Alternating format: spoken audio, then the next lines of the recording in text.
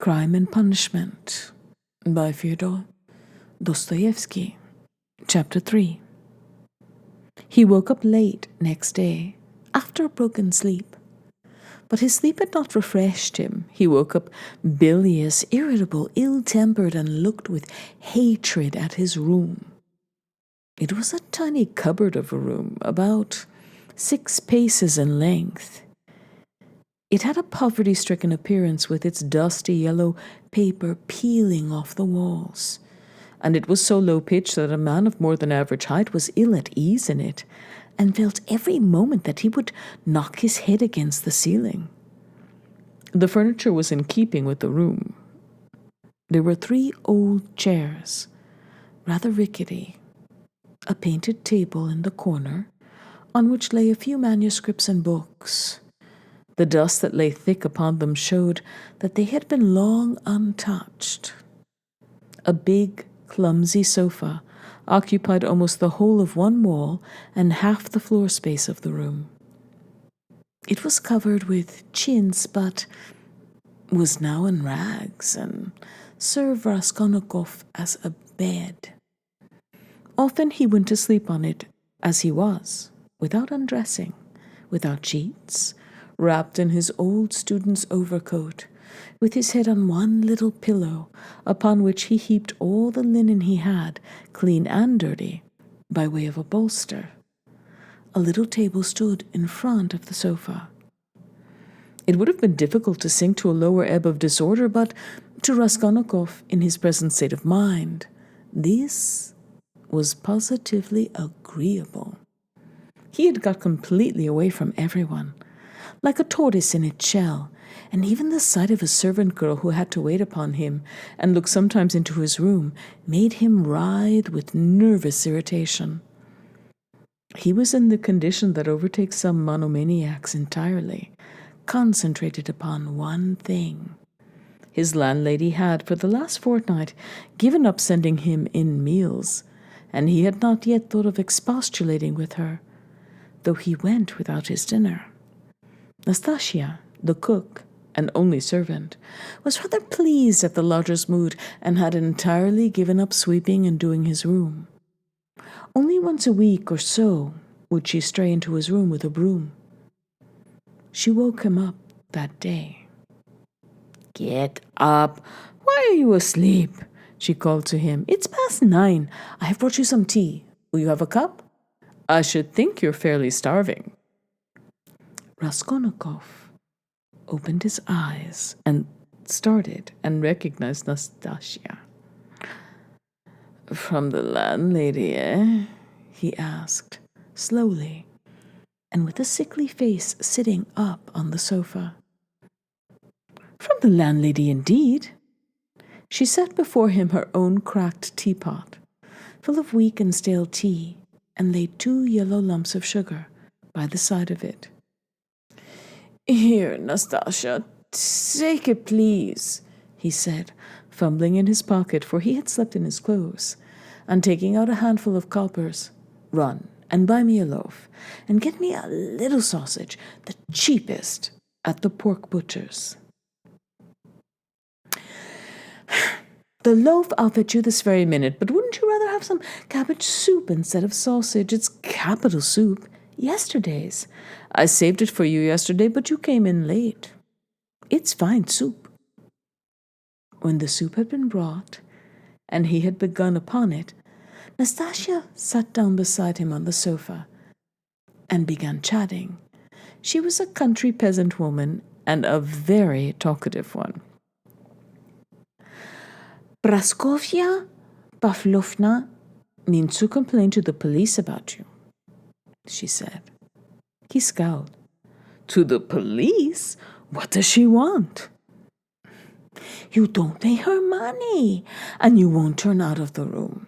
That's what she wants." "To be sure." "The devil! That's the last straw," he muttered, grinding his teeth. "No, that would not suit me just now. She is a fool," he added aloud. "I'll go and talk to her today." "Fool she is, and no mistake, just as I am. But if you are so clever. Do you lie here like a sack and have nothing to show for it? One time you used to go out, you say, to teach children. But why is it you do nothing now? I am doing, Raskolnikov began suddenly and reluctantly. What are you doing? Work? What sort of work? I am thinking, he answered seriously, after a pause. Nastasia was overcome with a fit of laughter. She was given to laughter when anything amused her. She laughed inaudibly, quivering and shaking all over, till she felt ill. And have you made money by your thinking? She managed to articulate at last. One can't go out to give lessons without boots. And I'm sick of it. Don't quarrel with your bread and butter. They pay so little for lessons. What's the use of a few coppers? He answered, reluctantly, as though replying to his own thought. And you want to get a fortune all at once? He looked at her strangely. Yes, I want a fortune, he answered firmly, after a brief pause. Don't be in such a hurry. You quite frighten me. Shall I get you the loaf or not? As you please. I forgot. A letter came for you yesterday when you were out. A letter? For me? From whom? I can't say. I gave 3 kopecks of my own to the postman for it. Will you pay me back? Then bring it to me, for God's sakes, bring it, cried Raskolnikov, greatly excited. Good God! A minute later, the letter was brought him. That was it, from his mother, from the province of R. He turned pale when he took it. It was a long while since he had received a letter, but another feeling also suddenly stabbed his heart. Nastasia, leave me alone, for goodness sakes. Here are your 3 kopecks. But for goodness sakes, make haste and go. The letter was quivering in his hand. He did not want to open it in her presence. He wanted to be left alone with his letter. When Nastasia had gone out, he lifted it quickly to his lips and kissed it. Then he gazed intently at the address. The small, sloping handwriting, so dear and familiar, of the mother who had once taught him to read and write. He delayed. He seemed almost afraid of something. At last he opened it. It was a thick, heavy letter, weighing over 2 ounces. 2 large sheets of notepaper were covered with very small handwriting. My dear Rotya, wrote his mother, it's 2 months since I last had a talk with you by letter, which has distressed me and even kept me awake at night, thinking, but I am sure you will not blame me for my inevitable silence. You know how I love you. You are all we have to look to. Donya and I, you are our all, our one hope, our one stay. What a grief it was to me when I heard that you had given up the university some months ago for want of means to keep yourself, and that you had lost your lessons and your other work. How could I help you out of my 120 rubles a year pension? The 15 rubles I sent you 4 months ago I borrowed, as you know, on security of my pension, from Vasily Ivanovich Varshunin, a merchant of this town. He is a kind-hearted man, and was a friend of your father's too, but having given him the right to receive the pension, I had to wait till the debt was paid off, and that is only just done, so that I've been unable to send you anything all this time. But now, thank God, I believe I shall be able to you something more. And in fact, we may congratulate ourselves on our good fortune now, of which I hasten to inform you. In the first place, would you have guessed, dear Rocia, that your sister has been living with me for the last 6 weeks, and we shall not be separated in the future. Thank God, her sufferings are over. But I will tell you everything in order, so that you may know just how everything has happened and all that we have hitherto concealed from you. When you wrote to me 2 months ago that you had heard that Dunya had a great deal to put up with in the Thriv Galof's house, when you wrote that and asked me to tell you about it, what could I write in answer to you? If I had written the whole truth to you, I dare say you would have thrown up everything and come to us, even if you had to walk all the way. For I know your character and your feelings, and you would not let your sister be insulted. I was in despair myself, but what could I do? And besides, I did not know the whole truth myself then. What made it also difficult was that Dunya received 100 rubles in advance when she took the place as governess in their family, on condition of part of her salary being deducted every month, and so it was impossible to throw up the situation without repaying the debt. This sum, now I can explain it all to you, my precious Rutia. She took chiefly in order to send you 60 rubles, which you needed so terribly then, and which you received from us last year. We deceived you then, writing that this money came from Dunya's savings, but that was not so. And now I tell you about it because, thank God, things have suddenly changed for the better. And that you may know how Dunya loves you and what a heart she has. At first, indeed, Mr. Srivigulyov treated her rudely and used to make disrespectful and jeering remarks at the table.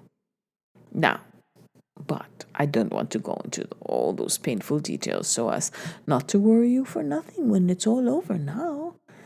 In short, in spite of the kind and generous behavior of Marva Petrovna, Mr. Striganov's wife, and all the rest of the household, Dunya had a very hard time, especially when Mr.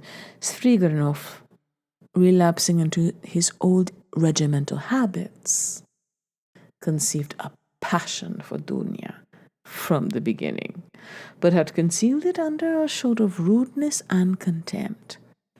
Possibly he was ashamed and horrified at himself, at his own flighty hopes, considering his years and his being the father of a family, and that made him angry with Dunya.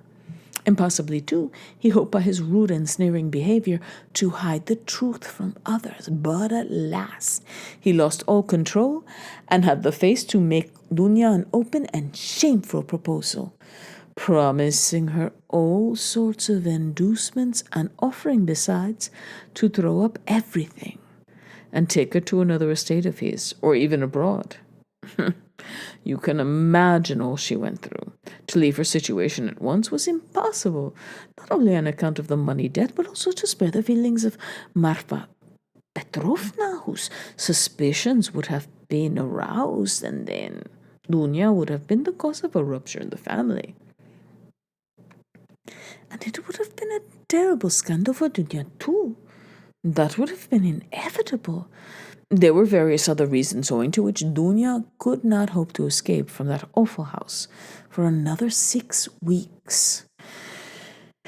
You know Dunya, of course. You know how clever she is and what a strong will she has. Dunya can endure a great deal, and even in the most difficult cases, she has the fortitude to maintain her firmness. She did not even write to me about everything for fear of upsetting me, although we were constantly in communication. It all ended very unexpectedly.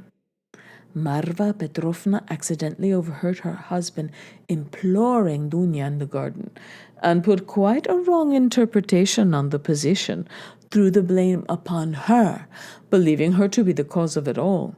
An awful scene took place between them on the spot in the garden.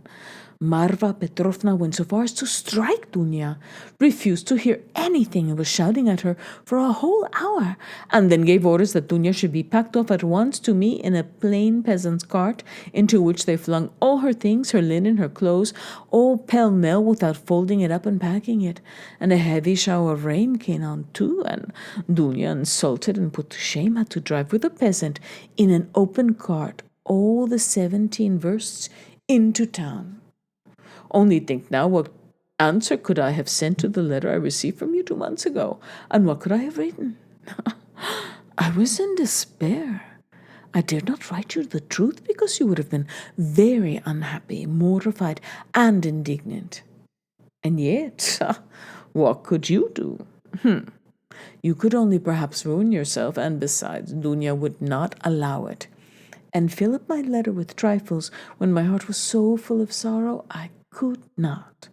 For a whole month the town was full of gossip about this scandal, and it came to such a pass that Dunya and I dared not even go to church on account of the contemptuous looks, whispers, and even remarks made aloud about us. All our acquaintances avoided us. Nobody even bowed to us in the street. I learnt that some shopmen and clerks were intending to insult us in a shameful way, smearing the gates of our house with pitch, so that the landlord began to tell us we must leave. All this was said going by Marfa Petrovna, who managed to slander Dunya and throw dirt at her in every family. She knows everyone in the neighborhood, and that month she was continually coming into town. And as she is rather talkative and fond of gossiping about her family affairs, and particularly of complaining to all and each of her husband, which is not at all right.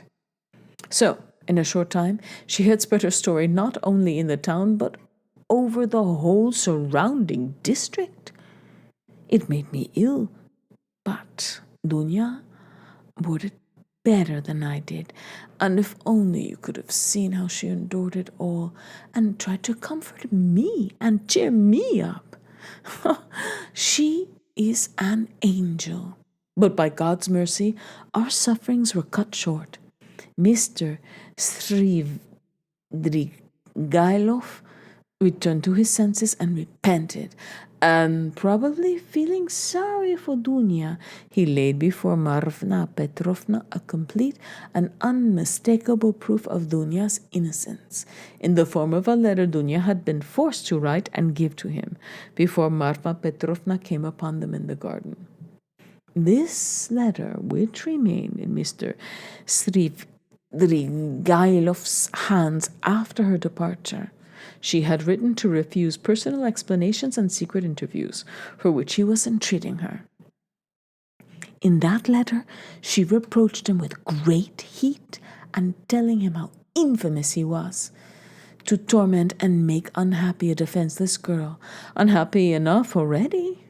Indeed, dear Rotya, the letter was so nobly and touchingly written that I sobbed when I read it. And to this day, I cannot read it without tears. Moreover, the evidence of the servants, too, cleared Dunya's reputation. They had seen and known a great deal more about Mr. Svidrigailov had himself supposed, as indeed is always the case with servants. Marfa Petrovna was completely taken aback, and again crushed, as she said herself to us, but she was completely convinced of Dunya's innocence. The next day, being Sunday, she went straight to the cathedral, knelt down, and prayed with tears to Our Lady to give her strength to bear this new trial and to do her duty. Then she came straight from the cathedral to us, told us the whole story, wept bitterly, and fully penitent, she embraced Dunya and besought her to forgive her. The same morning, without any delay, she went round to all the houses in town, and everywhere, shedding tears, she asserted in the most flattering terms Dunya's innocence and the nobility of her feelings and her character. What was more, she showed and read to everyone the letter in Dunya's own handwriting. to her husband and even allowed them to take copies of it, which, I must say, I think was superfluous.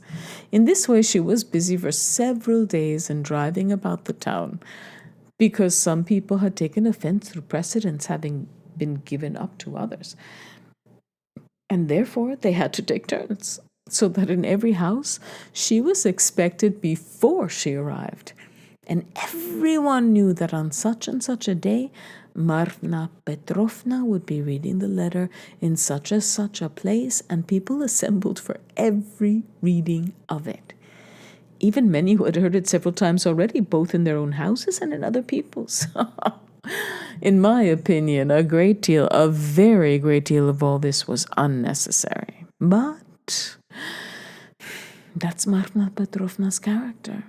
Anyway, she succeeded in completely reestablishing Dunya's reputation, and the whole ignominy of this affair rested as an indelible disgrace upon her husband, as the only person to blame, so that I really began to feel sorry for him. It was really treating the crazy fellow too harshly. Dunya was at once asked to give lessons in several families, but she refused. All of a sudden, everybody began to treat her with marked respect, and all this did much to bring about the event by which, one may say, our whole fortunes are now transformed. You must know, dear Rotnia, that Dunya has a suitor, and that she has already consented to marry him. I hasten to tell you about the matter, though it has been arranged without asking your consent. I think you will not be aggrieved with me or your sister on that account, for you will see that we could not wait and put off that decision till we heard from you, and you could not have judged all the facts without being on the spot. This is how it happened.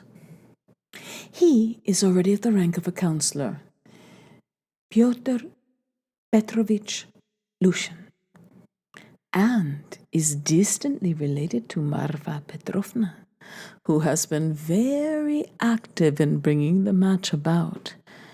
It began with his expressing through her his desire to make our acquaintance. He was properly received, drank coffee with us, and the very next day he sent us a letter in which he very courteously made an offer and begged for a speedy and decided answer. He is a very busy man and is in a great hurry to get to Petersburg, so that every moment is precious to him. At first, of course, we were greatly surprised, as it all happened so quickly and unexpectedly. We thought and talked it over the whole day.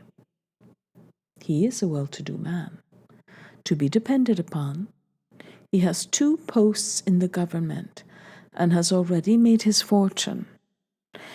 It is true he is 45 years old, but he is of a fairly prepossessing appearance and might still be thought attractive by women, and he is altogether a very respectable and presentable man, only he seems a little morose and somewhat conceited, but possibly that may only be the impression he makes at first sight.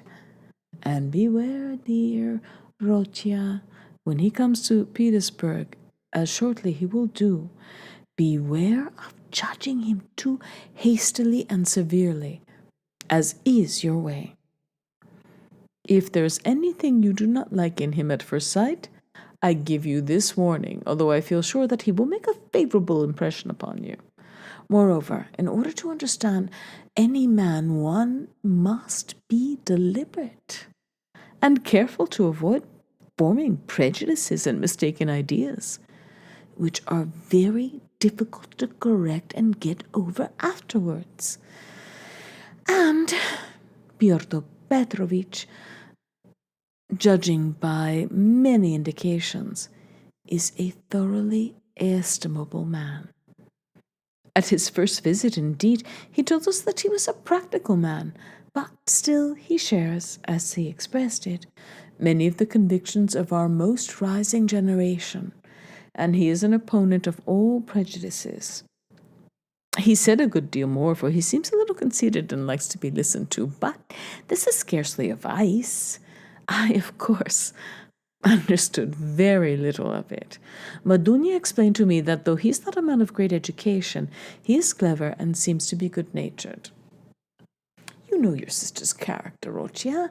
She is resolute, sensible, patient, and generous girl, but she has a passionate heart, as I know very well. Of course, there is no great love either on his side or on hers, but Dunya is a clever girl and has the heart of an angel and will make it her duty to make her husband happy, who, on his side, will make her happiness his care. Of that we have no good reason to doubt, though it must be admitted the matter has been arranged in great haste. Besides, he is a man of great prudence, and he will see to be sure of himself that his own happiness will be the more secure, the happier Dunya is with him.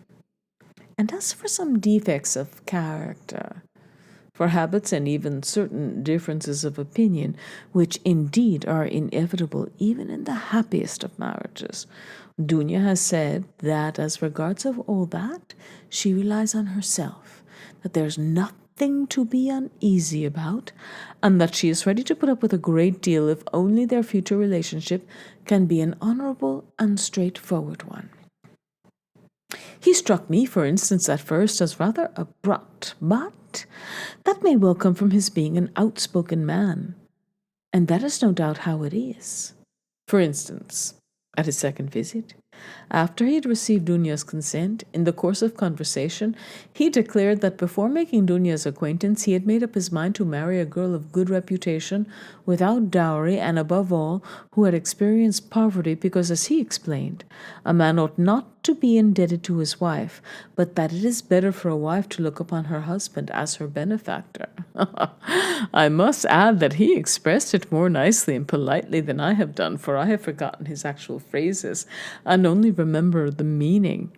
And besides, it was obviously not said of design, but slipped out in the heat of the conversation, so that he tried afterwards to correct himself and smooth it over, but all the same, it did strike me as somewhat rude. And I said so afterwards to Dunya. But Dunya was vexed and answered that words are not deeds, and that, of course, is perfectly true.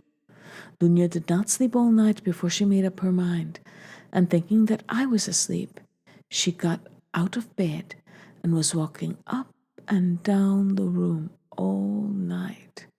At last, she knelt down before the icon and prayed long and fervently.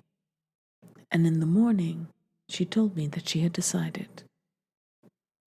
I have already mentioned that Pyotr Petrovich is just setting off for Petersburg, where he has a great deal of business, and he wants to open a legal bureau. He has been occupied for many years in conducting civil and commercial litigation, and only the other day he won an important case. He has to be in Petersburg because he has an important case before the Senate. So, Rochia, dear, he may be of the greatest use to you in every way indeed, and Dunya and I have agreed that from this very day you could definitely enter upon your career and could look upon it as a providential blessing. Dunya is dreaming of nothing else. We have even ventured already to drop a few words on the subject to Pyotr Petrovich.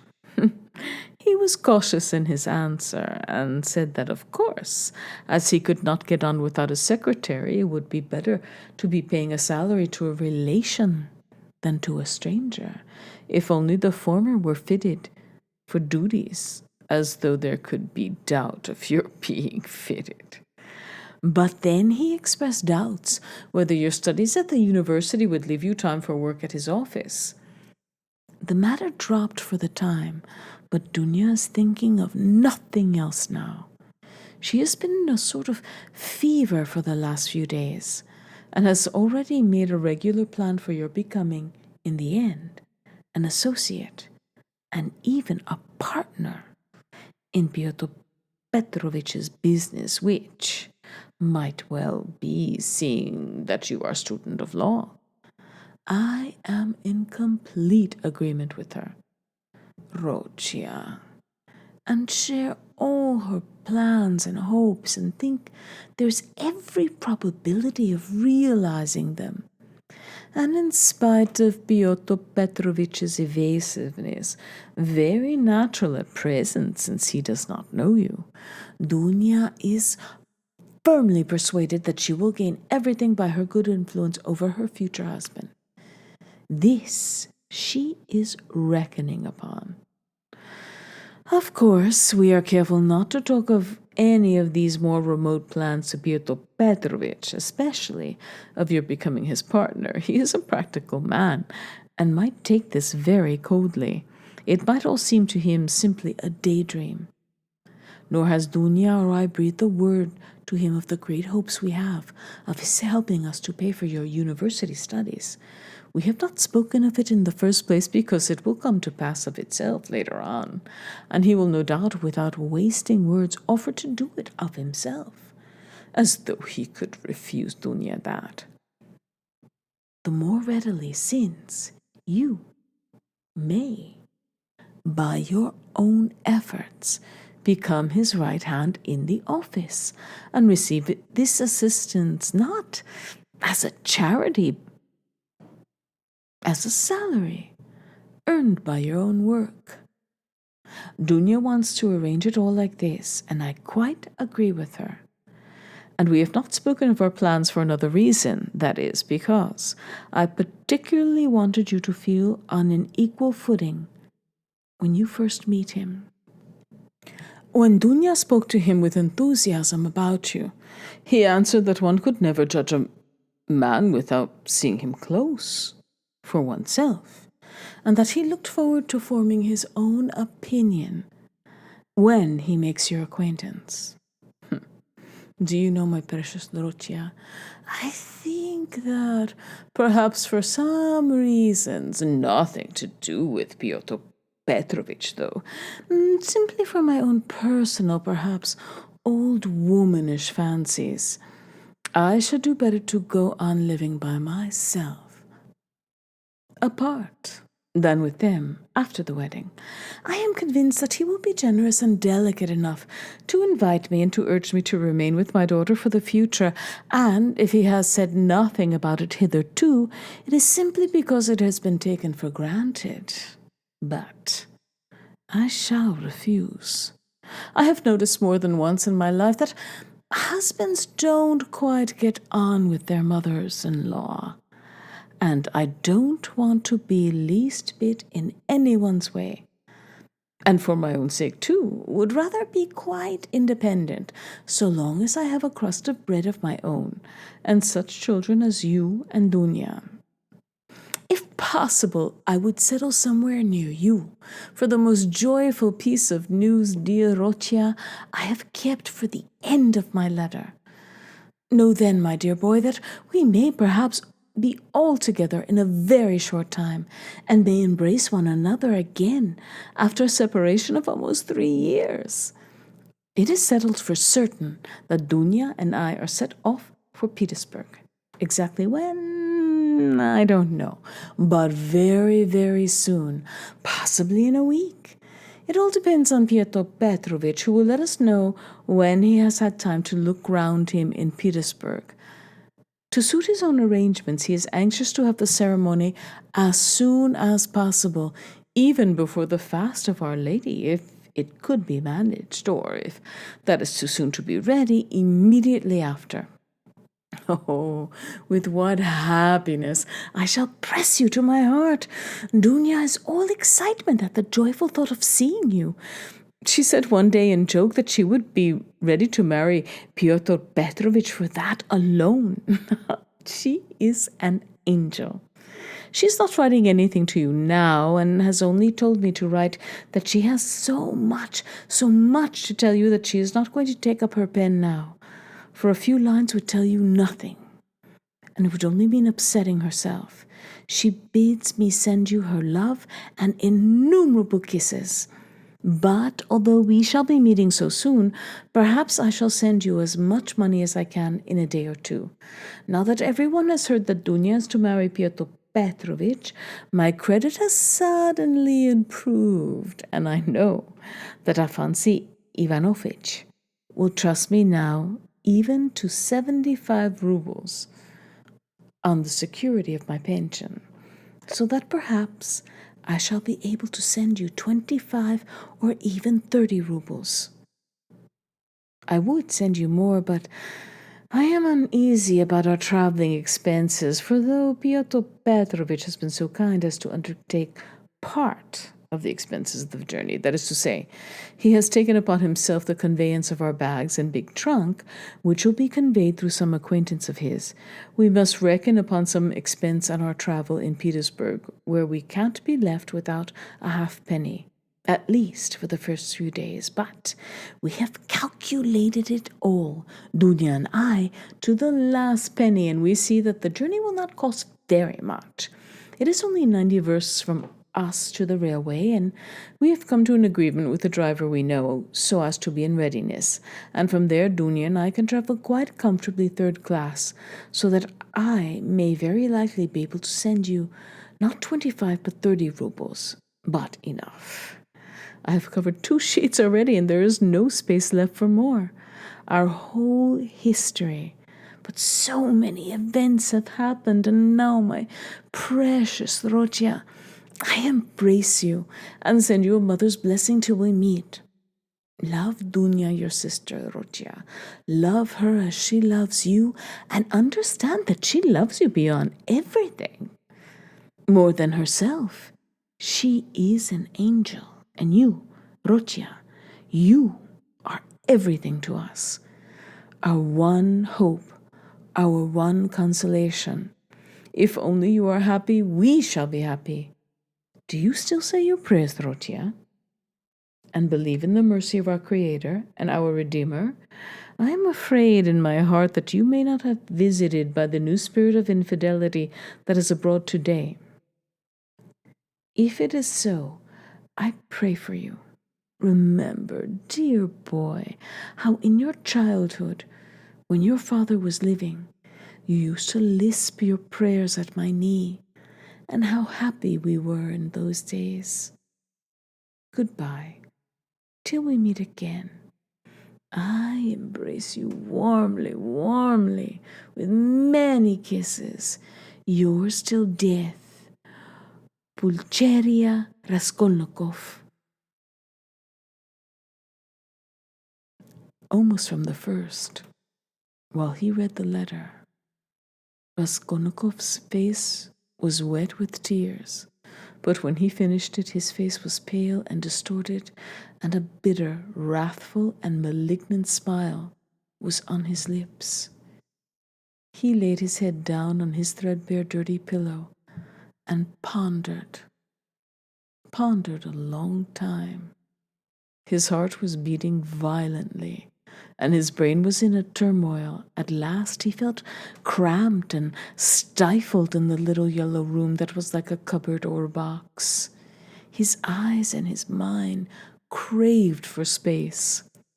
He took up his hat and went out, this time without dread of meeting anyone. He had forgotten his dread.